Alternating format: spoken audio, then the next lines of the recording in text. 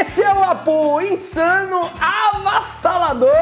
Que capítulo de One Piece, hein, galera? Véi, o cara conseguiu deitar Luffy e cortar Zoro tudo no mesmo capítulo. Eu só fico imaginando quando chegar no Kaido. Galera, tenha medo! E ainda teve gente dizendo que tava fácil demais. Vamos discutir sobre parâmetros de poder, se o Oda errou, se o Oda exagerou, se o Oda foi condizente. E também vamos debater sobre os jogos mortais de Queen e o que isso significa pra trama. Vamos e vamos agora! Lembra de me seguir no Instagram e no Twitter, dá like nesse vídeo e se inscreve no canal para mais One Piece.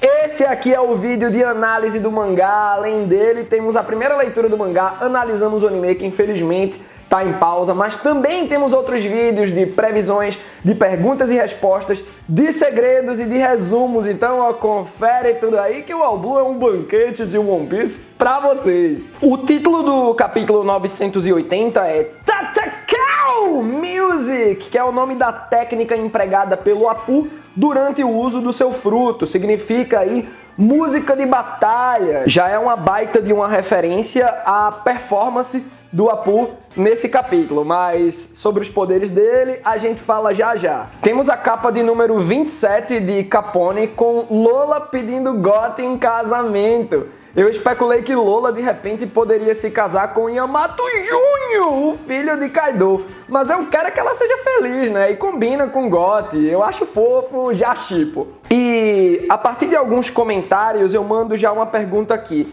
Vocês acham que os piratas Fire Tank e os piratas Rolling vão parar em um ano? Eu acredito que eles vão sim ainda encontrar os Mugiwaras, mas não agora. Eu acredito que esse encontro será na guerra final. Lembrando que eu acredito na seguinte estrutura de que o ano é uma guerra intermediária entre a guerra de Marineford e a guerra final, que deve ser em Marijoa. E galera, se liga na descrição que a gente tá na Geek Week, na Amazon, que só vai até o dia 25 de maio, até amanhã.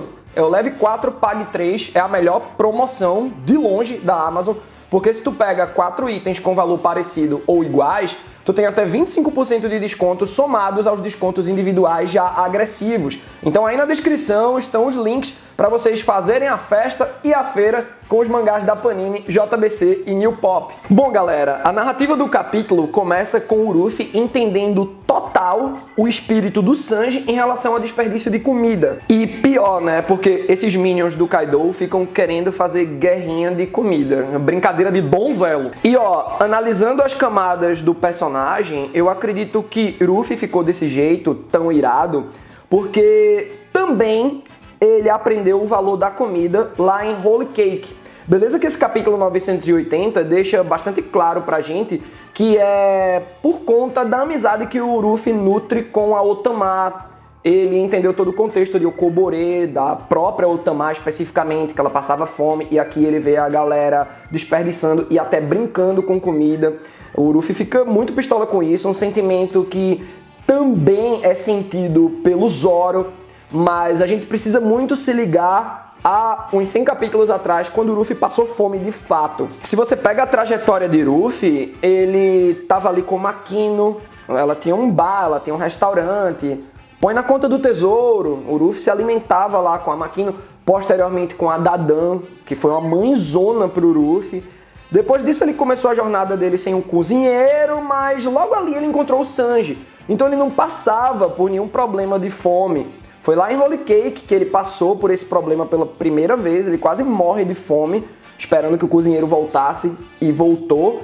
E aí, já que o Luffy sentiu na pele, e entendendo também os sentimentos do Sanji por conta do flashback do cozinheiro, caramba, quando ele encontra o Tama, ele projeta, né, a empatia. E é por isso que o sangue dele ferve aqui. Fora que é bom a gente ressaltar uma coisa, o espírito de coletividade de Monkey D. Luffy. Vocês percebem como ele se preocupa em dividir a propriedade privada com os mais pobres? Eita, que os Ancap devem dar uma tiltada lendo One Piece. Tem comida a ponto de estragar? Te dê sua porrada, meu irmão. Tem que dividir com os mais necessitados. Então é Elephantogun! Devo confessar que esse primeiro ataque do Luffy, o Elephantogun, me pegou de surpresa. É só vocês darem uma olhada no último vídeo de previsões, em que eu contei pra vocês que eu tava imaginando que o Luffy mandaria um hack do rei pra apagar, beleza, uns tantos minions do Kaido, mas ainda assim, ó, de uma maneira discreta ali, de uma maneira que fizesse quem permaneceu acordado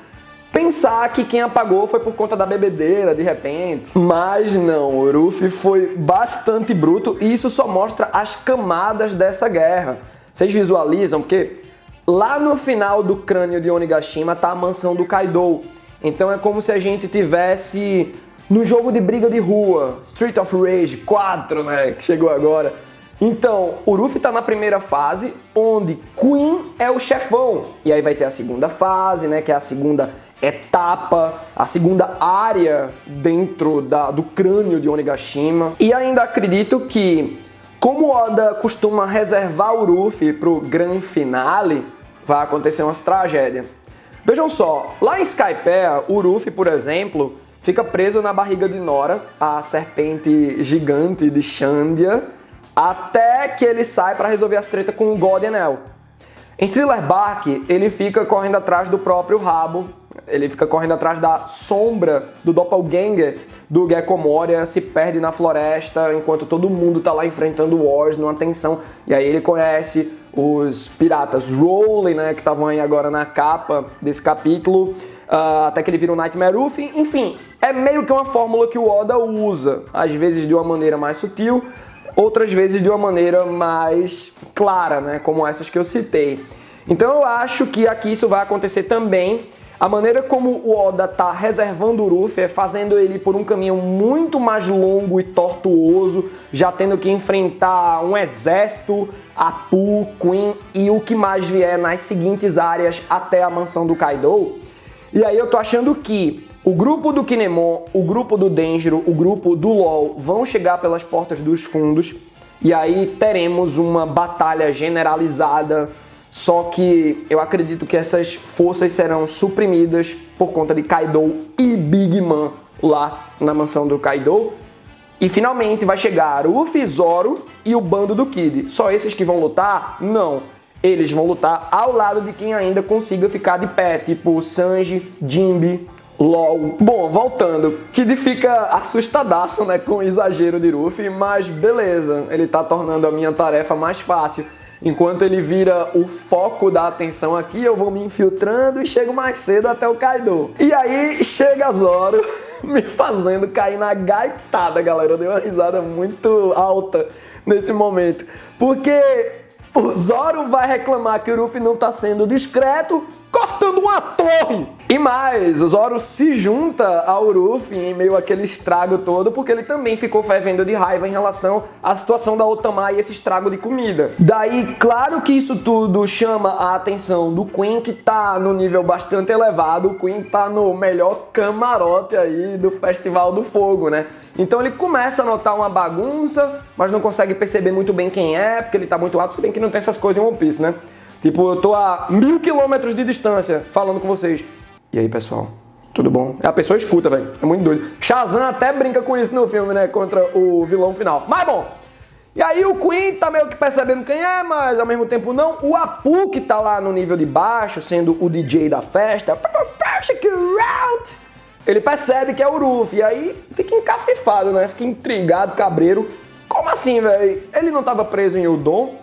Sabe de nada, inocente! Daí, pegando um comentário que eu vi bastante presente na seção de comentários da primeira leitura desse mesmo capítulo 980, alguns de vocês estão achando que membros do bando do Kaido que aparecem usando um amuleto com o olho desenhado, como é o caso da Bao Huang e de um certo indivíduo nesse capítulo 980, esses dois devem fazer parte do antigo bando de Who's Who, que agora está integrado ao bando do Kaido. Pois digo mais, talvez esse carinha de cap que aparece gritando aí seja parte do antigo bando do Sasaki, que hoje também está integrado ao bando do Kaido. Em seguida, que baita ângulo que o Oda escolheu para mostrar Queen como chefão no topo e Apu, o subchefe DJ, logo ali embaixo, dando dimensão pra gente do tamanho dessa área e também da posição dos inimigos. E aí o Apu faz um freestyle em meio à música que ele tá tocando.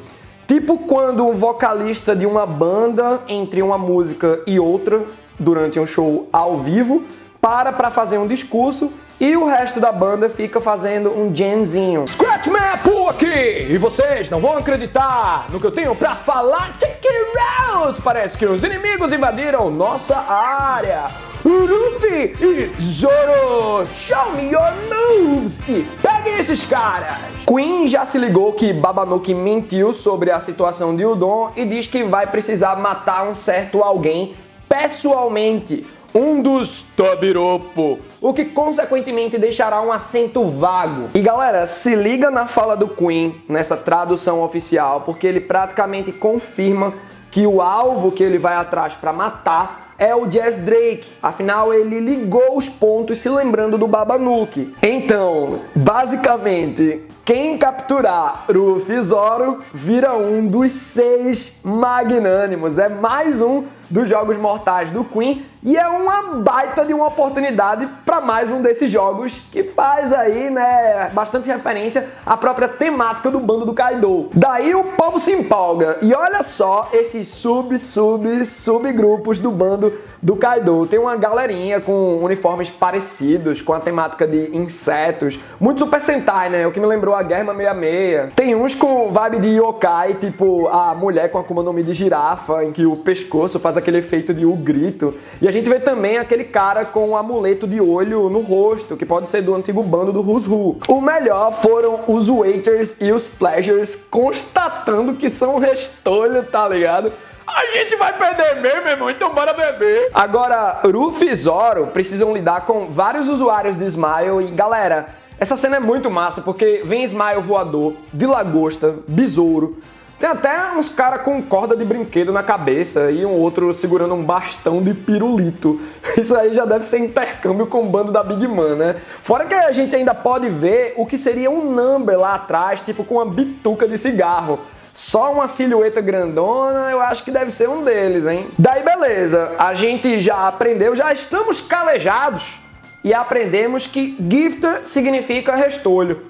Mas o problema é quem se junta a eles. Apu, o apelão. Os dentes viram teclas de piano, a mandíbula prato de bateria, o peito um tambor, o braço vira guitarra e pau! Check it out! Ruffy tomou porrada bruta na cara. E quando o Zoro começa a anotar a placa, cortado. Zoro não conseguiu ver o ataque e fica se perguntando que tipo de poder é aquele. E eu, se fosse o Zoro, ficaria acostumado a não ver ataques, porque muito provavelmente um dos últimos adversários do Zoro é o Shiryu, que hoje está em posse do fruto do Absalom da invisibilidade. E aí vem o BAM de Apu e galera, Ruffy explode. Ruffy desmaiou. Ruffy apagou. Vamos lá, eu tô vendo muita gente do fandom de One Piece reclamando sobre os parâmetros de poder. Como assim o Ruffy resistiu tanto ao Katakuri e já apagou agora pro Apu? Sobre esse argumento, eu peço que vocês voltem lá no capítulo 509, quando Apu fez o mesmo com Kizaru, um almirante, que por sua vez está acima do Katakuri quando o assunto é parâmetros de poder. O fruto do Apu é apelão e não tem muito o que se fazer sobre isso. Ah, Matheus, mas e o hack da observação do Ruffy? Por que ele não usou? Talvez, pelo nível de atenção do Ruffy no momento crítico, esse momento atual que a gente está presenciando, ele já esteja usando o hack da observação continuamente. Mas como é que tu vai se livrar de algo que surge na tua cara? Fora que ainda tem muita gente ficando chateada com o Oda, com o mangá, dizendo que Zoro levou uma nerfada.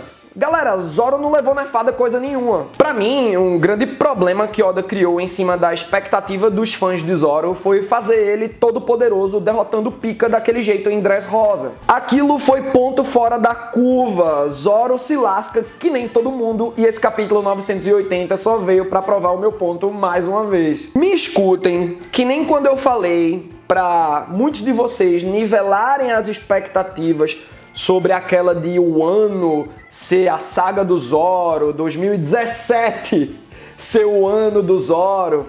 Vão nivelando as expectativas, me escutem, aceita o conselho aqui, que aí a leitura de One Piece vai ficar mais prazerosa para vocês. Agora, deixa eu explicar para vocês como eu acho que funciona a Akuma no Mi do Apu. Então, galera, algo já ficou bastante claro, ele consegue transformar partes do seu corpo em instrumentos musicais e a partir desses instrumentos musicais, ele cria sons.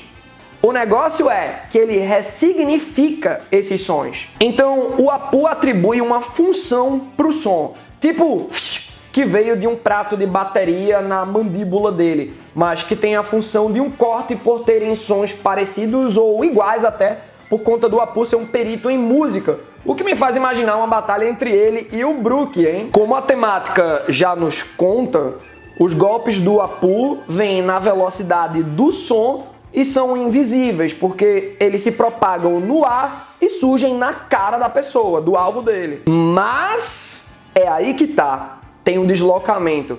Então, quem é que venha a enfrentar o Apu, se é que ele sobreviveu depois dessa mãozada que o Kid deu nele no final do capítulo. Mas enfim, se o Kid continuar a luta, ou o Zoro volta para mais uma trocação, ou vem o Brook por conta dessa temática musical, esse adversário do Apu precisa se ligar nesse deslocamento, na velocidade do som. Porque daí, beleza, o som será escutado, mas é possível desviar ou até defender o golpe, porque o som invade todo um espaço, mas o golpe é pontual, é num só local. E aí vem a preocupação genuína de Zoro, porque, véi, não dá pra levar dano assim, desse jeito, com esse impacto todo, tão cedo. Se continuar assim, eles nem chegar em Kaido vão conseguir. A preocupação vira essa agora, porque o problema não são só os números. Como se trata de um bando de um Yonkou, até os Minions batem pesado. E ainda bem que Ruffy volta. Agora os dois tiram a roupa de Kinemon e olha só, ambos, Ruffy e Zoro, estavam com os movimentos meio travados, comprometidos, por conta das roupas do Kinemon. Então, beleza, show me your moves, como diria Apu. Me mostrem os seus movimentos com suas roupas preferidas. Só que o danado do Apu vem atacar de novo, dessa vez pelas costas, dizendo que Ruffy e Zoro ainda estão no raio de atuação dele. Então, galera, imaginem o Room do LoL, mas muito maior, porque eu acho que o raio de atuação do fruto do Apu é até onde o som chega. Mas pro desespero dele, vem Kid dando aquela mãozada com Punk Gibson. Tomara que o Apu tenha se lascado de vez, mas ao mesmo tempo eu quero uma explicação do fruto dele de maneira oficial, né? Eu acho que só ele de pé pra nos contar. Não teremos One Piece semana que vem, mas sejam pacientes. E hoje tem live aqui no All Blue às 20 horas. Domingo é o dia de One Piece na semana, né? Review do All Blue e ainda live pra gente falar mais, comentar mais, ao vivaço. Vem comigo, aproveita a Geek Week aí na descrição, deixa os teus comentários sobre o capítulo e a análise, beleza? Aí nos comentários, claro, e até a live!